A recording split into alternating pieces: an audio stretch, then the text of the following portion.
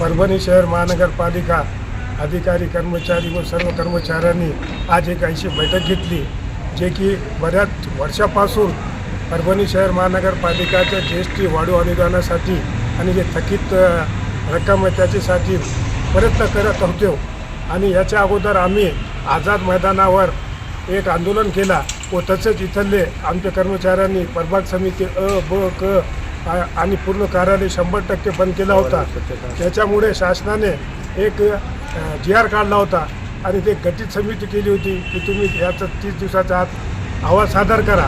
पण शासन ते आता पण त्यांनी काय पाठवलं नव्हतं, परंतु आपले परभणीचे कार्यसम्राट आमदार राहुल पाटील साहेब यांनी लक्षवेधीमध्ये ते प्रश्न उचलला आणि मान्य करून घेतला।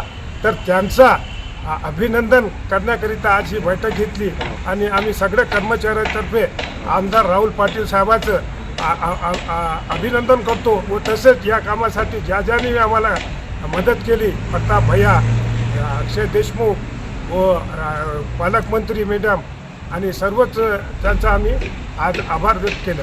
आणि जे नवीन महापौर झालेत व नवीन जे सर्व सदस्य आलेत त्यात आणि उपमहापौर गणेश भैया या सगळ्याचा बी आम्ही कर्मचारीतर्फे आज अभिनंदन व्यक्त करतो आणि आभार व्यक्त करतो।